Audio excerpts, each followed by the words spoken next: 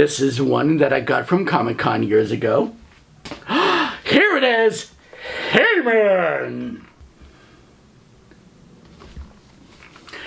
This is the one that I got from AMC Theaters. And you know, the funny thing is, because you see, this actually functions as a drink.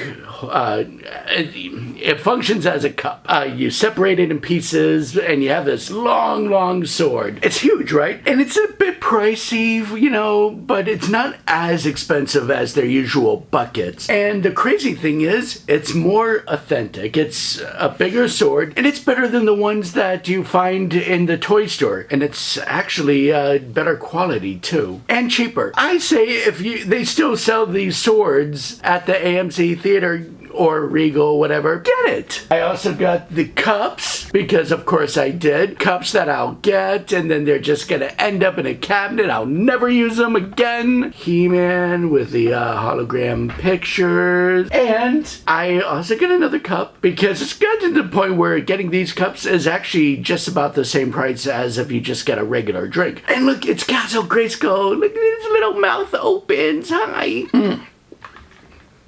By the way, I apologize if this microphone picks up any of the background noises. I am trying to catch up during the summertime, and I'm left to film during the day. So please bear with me. I do want to talk about this movie, even though it's about to leave theaters. But I mean, I'm a He-Man kid. I got the Skeletor shirt. I got these cool, nifty prizes in my little collection here. With all this, you can say I'm now the CEO of sex.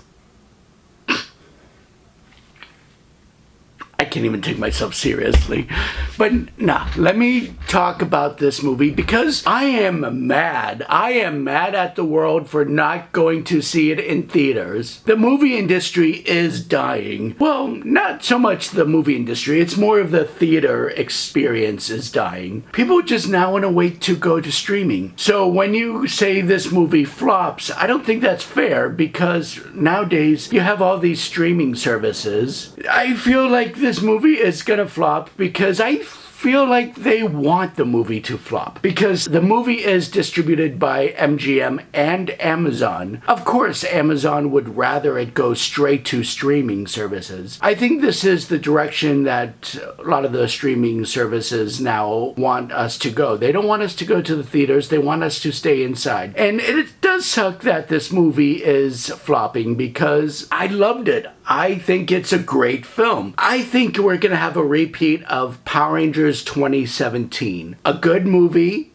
but just could not capture the audience. I mean, it's directed by Travis Knight, and you know what? You could tell from watching the movie, this is made by a guy that actually loved the source material. Now, as I've explained before in my reviews in the past, that He-Man and Masters of the Universe, there are many different angles and interpretations that's told of the story of He-Man himself. This one kind of is more geared towards the animated series of the 80s, but it does take pieces from other things. It is just more focused on, well, the 80s. And you know what? They play with that. They play with that in this film. It feels like I'm watching a Flash Gordon movie. It's bright, it's colorful, the music is fantastic. Oh my god, the music is excellent. I mean, just the soundtrack alone. I feel like someone dropped the ball. And I really, really hope the toy sales reflect the movie because, I mean, after all, that's what most movies do these days. They want to sell the toys, not so much the film, right?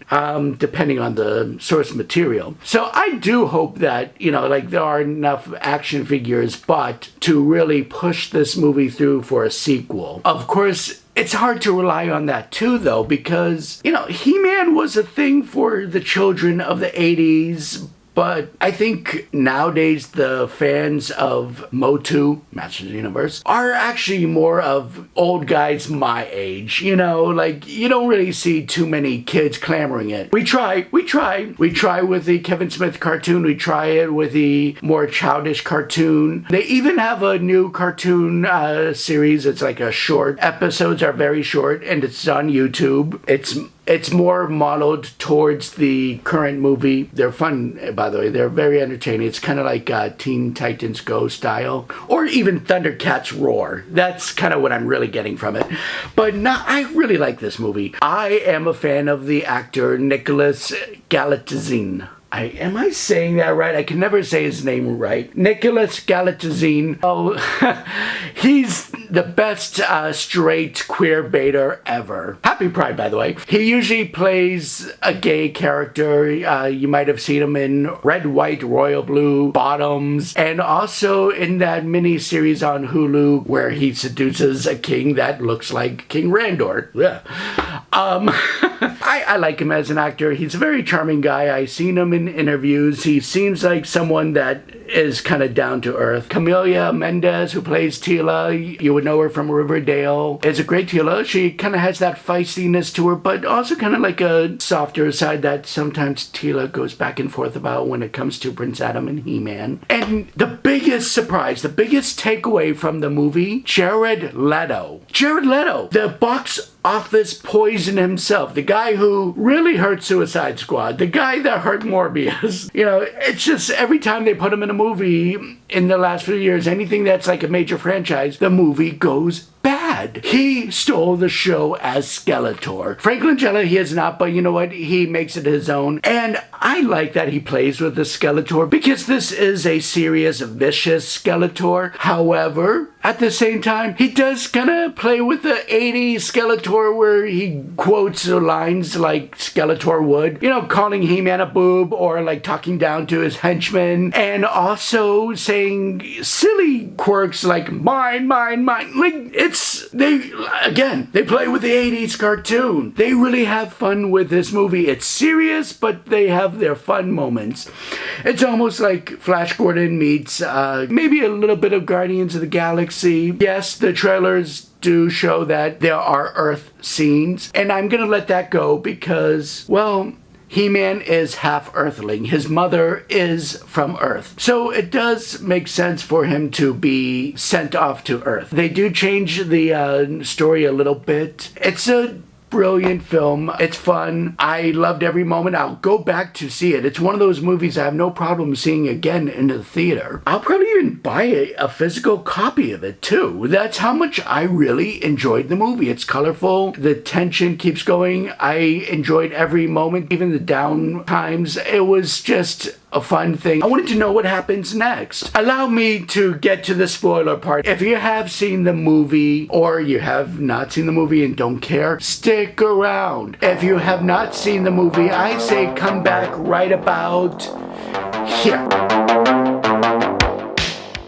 All right, my friends. So yes, it is a great movie. I enjoyed it. Yes, they do change the origin story a little bit, where it's not like He-Man is given the sword by the sorceress, but rather he's accidentally transported. I like that they play with the sets as well, meaning that Castle Grayskull exists in the same kingdom as Eternos. It's kind of like the toy play set where back in the 80s you can buy the Kingdom Eternos, and you're supposed to have Castle Grayskull next to it, and you're supposed to have Snake Mountain next to it, like one big connecting piece. And that's kind of what they did here. That's why Castle Grayskull is pretty much right in the same vicinity. People are aware of the sorceress. It's interesting that people know the power and people know Prince Adam is He-Man, but I love the fact that at the end, Prince Adam pretends that people don't know. Like, he'll run off when it's time to become He-Man, and everyone else just kind of goes with it. They're like, yeah, just let him believe, you know? Like, I like that. They play the cliches, you know, like with the characters huddling around and laughing in the air, like, ha ha ha. Like, that is pure old school cartoon. Idris Elba made for a great man-at-arms. They don't really get too much into the backstory of too many of the characters. I think they were trying to save that for the sequel because, I mean, after all, Tila is the daughter of the sorceress, but we're not supposed to know that in this movie, apparently. We don't even get a background of Skeletor either, so they don't really point out the whole Skeletor being He-Man's uncle, King Randor's brother, which in the movie, Skeletor does reference sword between He-Man's thighs kind of reference, which that'd be weird for an uncle to say to his nephew. We don't get to see Jared Leto as Keldor, which is interesting because we do have set photos of Jared Leto being Jared Leto on set. I think that's like before the CGI and everything. The real life Jared Leto looks like Keldor. I hope we do explore more of that. How can I say this? The only character that I felt was kind of weak, and I just mean kinda, was Evelyn. Not that Alison Brie was bad, it's just, well, Meg Foster, she is not. Meg Foster with her intense eyes, she just, she was always intimidating, and you could see Meg Foster's performance where she always has a plan in the back of her mind, like a contingency plan, just in case Skeletor fails, but you don't really get that from Alison Brie. She's more comedic about her Evelyn, and that's fine, Being from 6 seasons of Community, of course she's gonna be comedic. That's just kind of not what I was expecting for my Evelyn. I do like the references that they had in the movie. I like that they even include He-Man trying to get the sword from a statue. That statue, by the way, was the original concept of He-Man. Best cameo I've ever seen was Dolph Lundgren as the man at the gym, giving pointers to the new He-Man. It's a nice little send-off, like a passing the torch moment. Hey, you're in my spot, gives a little advice, and then at the end he says, good journey, just like the original He-Man did in the 87 film. I love Dolph Lundgren, by the way. I do. I love the guy. I also like that they include characters from the original movie. For example, the head Karg. He was never a character in any other iteration except for the movie, but they threw him into this movie. They also had Pig Boy. I never mentioned Pig Boy in my review of the Masters of the Universe movie years ago, but Pig Boy, just to give you some background, when the original movie came out, the toy line from Mattel did a contest that like a lucky child could be in the movie as a walk-on role. While making the movie, they just kind of forgot about it, and then they had to quickly pick a name, so they picked a boy. In the movie, Pig Boy is very, you don't even really notice him too much. You only acknowledge him there as, he's standing there waiting for Skeletor to come and collect his Havoc staff. And, yeah, they just went ahead and made Pig Boy into this movie as well. I love that they played Queen music. I love that they played music from the original cartoon. The soundtrack was on point. Princes of the Universe is a perfect song for Masters of the Universe. I can gush on and on about this movie, about all the references and all the funny points. I love that they played with Skeletor. You got the Gym Bro Skeletor, you got Date Night Skeletor, you got HR Skeletor, and you know what? They're talking about releasing the figures, and yeah, I'm gonna totally buy the figures because I'm a geek that way. But even though I am trying to reduce my collection because I got a storage for this, but it's just one of those fun little moments in the film. It was like they were trying to make up for the previous film by not having enough, by giving us everything. And I know when I turn off the camera, I'm going to be upset because I know I'm going to have forgotten something. There's not much Orko in this. We only get Orko at the end as a fun little PSA moment. And you know what? As much as it disappointed me that we didn't get Orko, I really thought they were going to secretly put him in the movie. I think putting him in at the end as a PSA representative, I think that's the right amount of Orko we should have for this particular film. And of course, in the extra mid-credits, we get She-Ra. We're already talking about She-Ra. So there has to be a sequel. The sequel has to happen. And at the end, even though Skeletor was defeated, not with a sword, by the way, but just by the might of He-Man, Skeletor is still alive. Evelyn, even though she ran away, she did come back for the head of Skeletor, which is still alive. And I could gush more, but I feel like I should review this movie down the line. And I'll do that when that time comes someday. Let's go back to our non-spoiler friends now.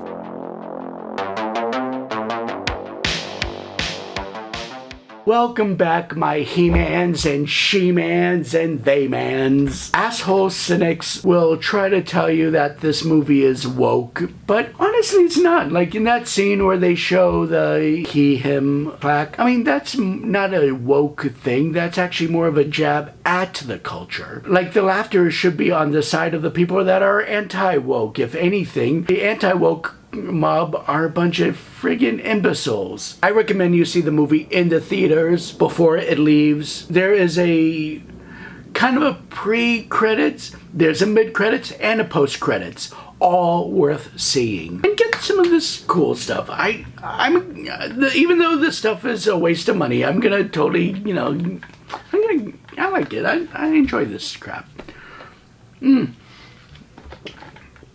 So, let's get to the point. I am going to rate this movie an 8 out of 10. Closer to a 9 than a 7. An 8 out of 10 because it's that fun. It brings the child out of me. Like even at my old ass age, I enjoyed this film. So more reviews coming up. I'm kind of a little behind. I apologize. Like I've been apologizing for the last couple years, but watch the movie. Keep a lookout as I talk about perhaps He-Man and She-Ra, Secret of the Sword. Who knows? Thank you for watching. Until next time.